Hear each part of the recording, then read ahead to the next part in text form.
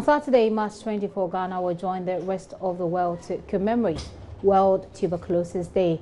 The aim for the annual celebration is to raise public awareness about the devastating health, social and economic consequences of tuberculosis, as well as step up efforts to end TB. How well is Ghana doing in the fight against tuberculosis prevention and education? I have with me in studio some health experts from the National Tuberculosis Control Program, so we can look into this topic. In the studio with me are Dr. Adjoa Afrani. She is a pediatrician at the Kolebu Teaching Hospital. Doc, you're welcome. Thank you very much. I also have here in the studio Mr. Kwame Efutu. He's head of monitoring and evaluation of the TB Control Program. So you're welcome. Thank you. Before we even start the conversation, have you heard about the occurrence of a new type of tuberculosis in the country? That new strain affects human lungs, and this is known as the extensive drug resistance tuberculosis. It resulted in the death of one person already in December last year. So we're asking, how safe are we as a country, and how is the program leading with this new strain? Let me put that question to you, Dr. Afrani. How are we doing? How safe are we with this new strain, especially? What I'd like to say is that it's called an extensively drug-resistant TB. We have a multi-drug resistant TB and extensive. Multi-drug resistant TB is when you're resistant to the first line, the drugs which are used to cure TB for the first line. But when you're resistant to a second line, if the first line doesn't work, we go on to the second line. But when you're resistant to the second line, then we say it's extensively drug resistant, and that is very severe. The drugs used in treating TB are limited. They're very few. So if your first line is not going to work, and your second line is not going to work, then we are in big trouble. When you say first line and second line, it all sounds very abstract. Technical. What does it mean? All right. So everybody in the health world knows that there are sets of drugs used to treat TB. It's like if for malaria we have the first or the drugs commonly used. Okay. But if those drugs which are commonly used do not treat you, then we have to go to another set of drugs. Okay. Yes. So that's the first and the second line. Yes. So we move from step to step. So this new strain, yes, what does it do, and why is it so scary? It's scary because we don't have drugs to treat it. Okay. So the person died because we didn't have drugs to treat it. Wow. Yes, it's that severe. And is it contagious? It is contagious. It is contagious. That's the problem. It's contagious. So we are all at risk. We're all at risk. That's really scary. Fortunately, in this instance, what we normally do is, once you pick such a case, we do what we call household contact investigation. Right. So health workers who go into the homes of these individuals, screen all the person he is in contact with. So at least to reduce the risk of probable infection to other... But what if the person has been in contact with other people who are not necessarily in his home? That is very true. But we want to start from people who he spends more time with. Of course, by extension, this can go to the offices. Of course, you go to work, spend 8 hours, 10 hours. So the risk is there. But we start from somewhere. For the XDR, certainly doesn't stop at the homes. For even the susceptible TB, which is the first line she mentioned, we do what we call home verification for every patient. So when you come to XDR, then we go to the next third level. So that person was visited at home, all contacts in the household, tested, screened and tested, and by extension, people in his working environment, yes. This must cost a lot. Yeah, it costs so much, but fortunately, government takes the bill for all TB cases. How effective is that going, though?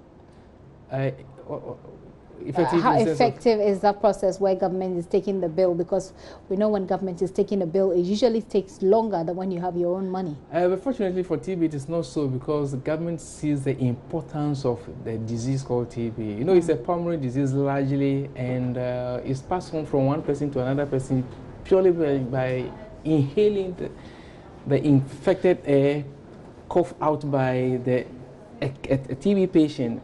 So everybody, like she said earlier, is at risk. So the government knows the importance of controlling diseases such as tuberculosis. When you say everybody is at risk, and let me come to you, Dr. Afrani, how can people protect themselves from getting TB? Okay, so first of all, I'd like to talk about the mode of spread.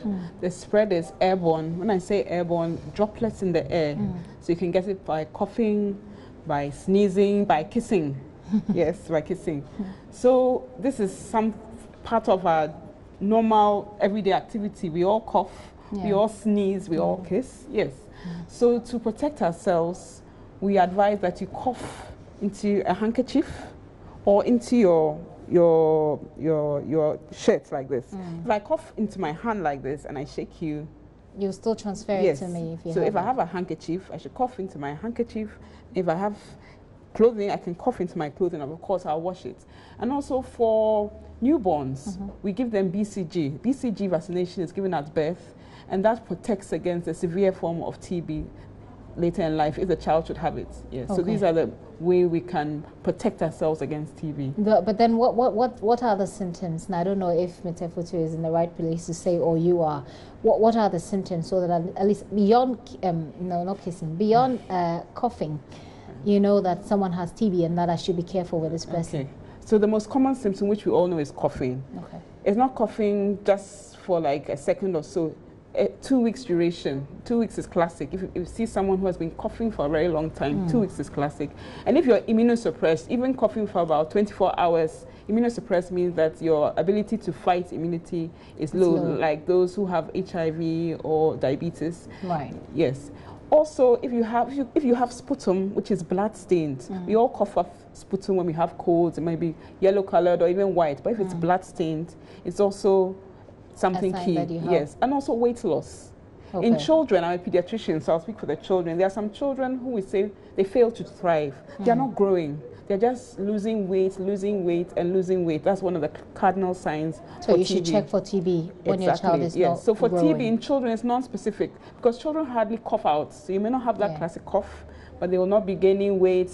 There's night sweats. In the night, usually people do not sweat if the weather is all right, but then the child or the patient will be sweating at night. That's also a classic sign of TB. Okay. Yes. Quite interesting. So, marking TB Day, what's going to be very special about this year's TB Day? Yeah, I want to start from there. In addition to what you said, there is another type of TB which we call extrapulmonary. That does not affect the lungs, so it doesn't make one cough. You may have the disease, but you probably will not cough. Now, so in the health settings, what we do now is anybody who walks to the hospital, whether you came there because of malaria or you had a broken limb, you check for TB. We check for TB. I mean, the essence is to pick those who are at the very early stage of the disease, so that they don't go back and infect others in the community. Okay. Now, World TB Day, internationally it is 24th March, which falls on Saturday. Okay. But in Ghana, we are commemorating the day tomorrow. What's happening? What's happening? Our team is wanted leaders. Yes, for change. Yeah, okay. So the team is wanted, and wanted means what? We wanted leaders, people who will talk about tuberculosis. Wanted leaders for TB-free world. You can make history. Okay, what should people do to be a part of this commemoration tomorrow? Literally, in every sphere of your life, we want you to be informed about TB so that you can talk about TB. Okay. We are looking for people to champion TB issues everywhere. Remember that it's a disease which is highly stigmatized. Even in the household, once a Futu is identified to have TB, nobody wants to deal with you. Nobody wants to, I mean, because it's so... It's contagious. It's contagious. Obviously. But you see, even though it is contagious, we are talking of close contact for about 32 hours a week for about a year and beyond. Before you can come down with the disease. Even then, a lot depends on your immunity level. Okay. So we are commemorating the day, calling the general public, especially the media who can talk about this even after tomorrow and after Saturday. So the least opportunity you have, we want you to talk about TB, especially letting people know that it is a scientific disease. It is not from the witches. It is not from, and that there is a cure. Okay. So we are seriously engaging the media. Are you using social media? That's where people are right now. I mean, like lots of the young people who probably are not even thinking of tuberculosis. Are you trying? Is there any strategy that you could reach them? Yes, we recently had a social media. Yeah, a meeting with the association of the Primpag and the General Association. Okay. So we have, actually we're in the process of entering into a contract for them to roll out a comprehensive communication strategy. But let's take a final word from you, Dr. Afrani. So what I like to say, TB is curable. It's a disease which has been with us from ages. It's still with us.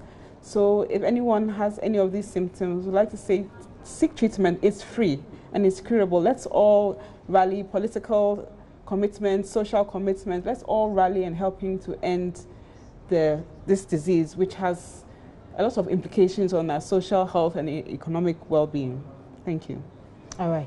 Thank you very much for passing through. So it's World TB Day, and we're looking at how we can all stay away from contracting TB. They say they want you to keep talking about it so we can create the awareness. It is curable. The earlier you get to the health authorities, the better. I've been having this conversation with Dr. Adjoa Frani. She's a pediatrician at the Kolebu Teaching Hospital, and Kwame Efutu, he is with the National TB Program. Thank you very much for coming.